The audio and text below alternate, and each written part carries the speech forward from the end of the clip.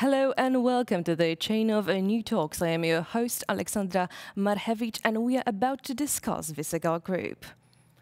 The Visegrad Group, commonly known as V4, a cultural and political alliance of four Central European countries, Czech Republic, Hungary, Poland and Slovakia. Amid heated discussion, group members recently seem to be divided, and Slovakia is playing a role of mediator.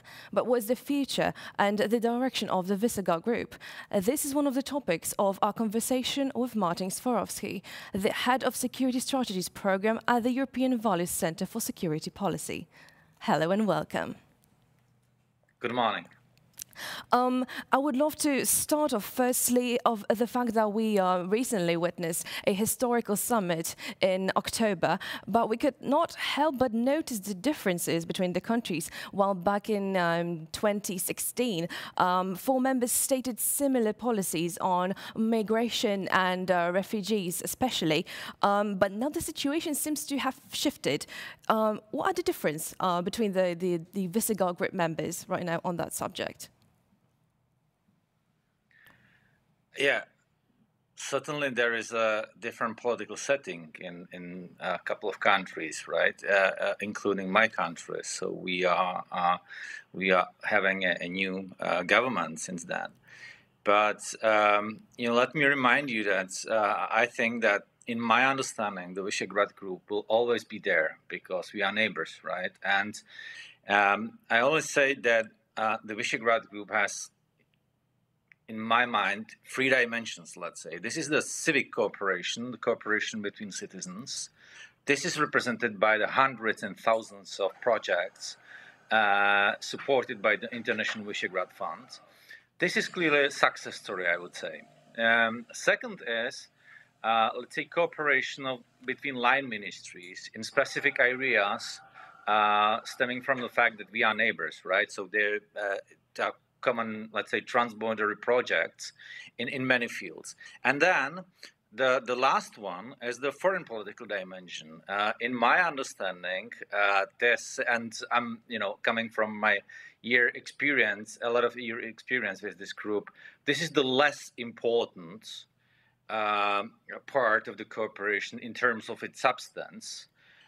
Not in terms of its attractiveness for the media, and it attracts a lot of attention, but the level of the cooperation in foreign political issues is given not just by the will of the countries to cooperate, but by the existing room for such a cooperation inside European Union and inside NATO. And it is also changing. So this is maybe to your question. Now, like catching the word change, I believe that war in Ukraine probably has shifted the paradigm. Poland and Czech Republic were first to offer the military aid to Kyiv, and Slovakia has offered obviously the air defense systems, the S-300, I believe. While Hungary, for instance, stated that war in Ukraine is not their war. So can we say that Moscow paralyzed the Visegrad Group? Whether Moscow paralyzed? I would not say, because I told you, the first two dimensions, the most important dimension, the civic cooperation and cooperation with line ministries, is going regardless of the current, let's say, foreign political turmoil in the Visegrad Group, and it will be always the case. So it's Moscow cannot paralyze the group. There are nevertheless differences in the view of the countries regarding the current war. But do not forget that, for instance, in terms of receiving Ukrainian refugees, providing shelter to them and support in their difficult situation, Hungary is in the same boat. So Hungary received all the refugees, providing with their necessary help, and so on and so forth. Another part is kind of, let's say, political or political economic opportunism of Viktor Orban, because he's in a sense opportunist, and he sees opportunity to maintain his preferential treatment by Moscow in terms of gas supplies and maybe continuation of this huge contract with Rosatom. So as I said, I do not like the way how he sees this opportunity, but as I said, it does not have detrimental effect on Visegrad cooperation, I would say. Now, speaking of the cooperation and inclusion, perhaps, right now, as we know that the group is also called V4, as it includes 4 countries, but recently there has been more talks of including a further one, Slovenia. And what is your stance on that? Do you think that this group should look for new partners? Look, I was responsible for coordination of the V4 at MFA, Czech MFA, 20 years ago. Even that time, there was a discussion about including Slovakia, then Slovenia. Sorry, I remember also talks about Romania joining the group and so on and so forth. I do not expect that Visegrad 4 will be extended. It will have always, let's say, intensive partnership with some countries, like Slovenia, but it can be also Baltic groups and so on and so forth. The reality is that actually, in terms of security, we need to go rather for, let's say, broader regional and sub-regional cooperation on the NATO eastern flank, meaning that cooperation with Baltic states or Romania is of paramount importance, taking into account that NATO is going to have also a new regional plans, and the regional plans of the NATO from next year will be actually applied for southern wing, eastern wing, and northern wing. So we need to form a broader coalition, let's say Bucharest 9, and so and within this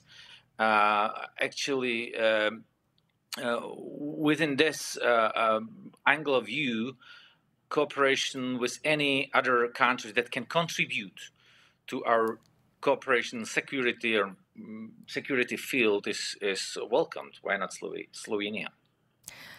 Do you think, therefore, that the Visegrad Group also right now has a strong, let's say, political and economic stance, especially when being divided, as we speak right now?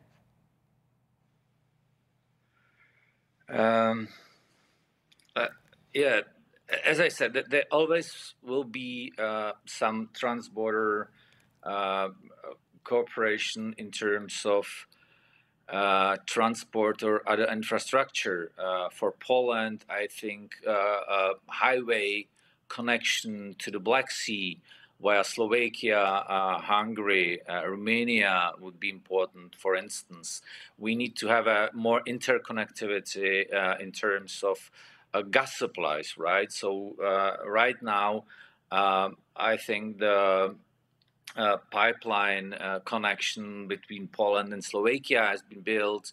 Then between Slovakia and Hungary, and from Hungary down to Croatia, which should enable to connect 2 major LNG terminals. I mean, in Poland, in Świnoujście, and Croatian one in Krk, which would be really a project of strategic importance for the whole region if you can connect those 2 LNG terminals with pipeline that is also ready to have a, let's say, reverse flow of the gas depending on the current price of the contracted gas. It will be very important. So these kind of projects you will always have regardless of the political turmoils and on countries. But in other, let's say, economic fields, given maybe EU economic agenda, you need rather flexibility in order to have flexible ad hoc coalition on different issues rather than any stable group like V4. So in some cases you can have a common ground with Hungary. In some other case, you can have a common ground, let's say, with Nordic countries or Malta even. So you need to have this kind of flexibility. V4 will be always, let's say, good platform for communication, but in terms of some really tangible coalition, you will always be rather witnessing, let's say, flexible ad hoc based coalitions. So now we are looking at a tangible organism as a tangible coalition of countries. But now, what really is the future of the Visegrad Group? As I said, so we are neighbors. There are a couple of other regional groupings in Europe, and we will be always one of this regional grouping.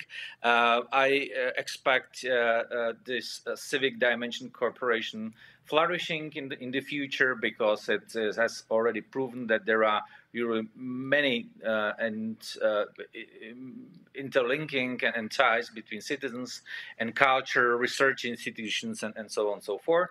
I expect ad hoc basis line cooperation, the cooperation of line ministries, and if there is some particular issue in foreign and political dimension, we can have some common ground. But I do not really see much room for it. So I would, as I said, in EU agenda, you need to have this flexibility. In security agenda, rather broader cooperation on the entire NATO eastern flank. Thank you for this conversation. I believe the Visegrad Group is the future of Central Europe. Thank you so much. Thank you for having me. Goodbye. Our guest today was Martin Svarovsky, the Head Security Strategies Program. Thank you so much for this conversation, and see you soon.